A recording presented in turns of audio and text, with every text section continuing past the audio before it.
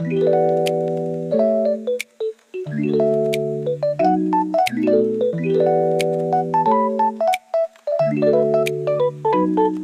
good evening. I'm Rodeline Lumid. Welcome to my mini blog. So today I will gonna be explaining about the preparedness about earthquake. So allow me to explain to you everyone on how to prepare ourselves during earthquake, before earthquake, during earthquake, and after earthquake. Para ingon og evacuate, so maka-evacuate dayon ta nga dili na ta mag-worry about kanang kay naka-prepare naman ta daan, then na-prepare na ta emotionally, prepared na ta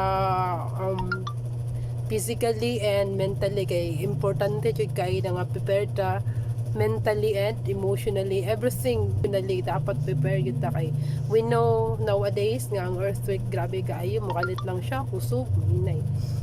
So dapat prepare yun ta ang part muna kailangan mag-apil-apil sa ta mga earthquake drill. Ingon sila ang uban nga ang earthquake drill daw is sa panahon kuno sa during na gyud sa earthquake nga mahita po na gyud ang earthquake.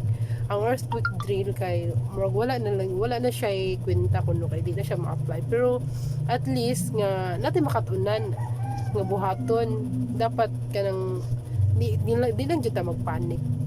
So unsa man gyud atong buhaton during sa earthquake? So ang buhaton nato kung nata sa atong balay ug nata sa mga buildings, so ang atong buhaton is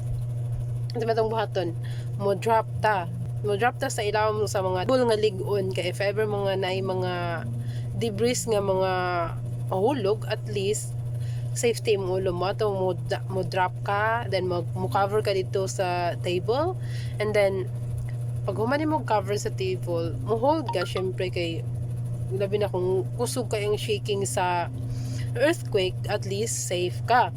So after ana pag human sa earthquake ka kusog kaayo, ara na ka mukamang pahinay-hinay kag kamang pagawas, pero make sure gyud nga sa imong agian nga mutan-aw jud ka nga kanang wala gyud kanang mga debris mahulog. Kay kuan delikado kay mahulugan ka mga debris, no, delikado imong life.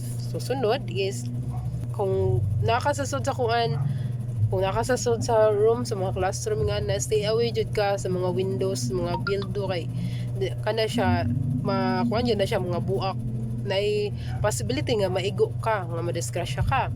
Sunod, pag naasad ka sa bed, stay in bed lang gyud, lie lang gyud, ayaw barog diretso kay matumba ka, simba ko njag mapakong imong ulo, so problema na sad. So stay calm gyud, importante gyud sa nga tanan, no, sa during ana mga calamities, kalma lang gyud ka.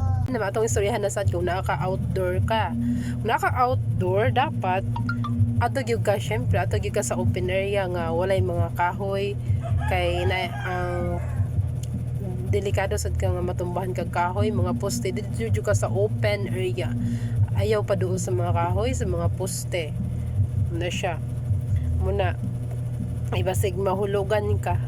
Ug mga earthquake nga nang mangunana gid, ara jud ka sa open area para safe ka sa mga falling debris, like sa mga buildings. Kung napo ka sa gawa sa buildings, palayo jud ka, mangita jud ka open area. For example sad, kung nasa ka sa sakyanan, kung kusog na kayang shaking sa earthquake, kuan ka mo hunong ka, pero mangita gyapon kag area nga layo gyapon sa mga kanang mga falling debris mo. Ang importante sa gyud is kalma ka. Kay kung pag once kalma ka, makahuna-huna kag maayo nga kung asa ka dapit padung, makahuna-huna pa kag unsay angay buhaton.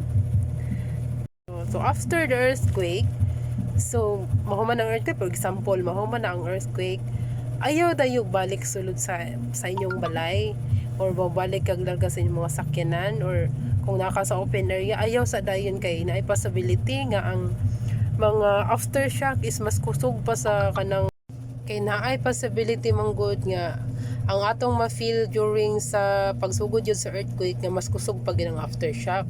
So ayaw sige balik sa inyong mga house. So So overall sa tanan importante jud nga kalma ta.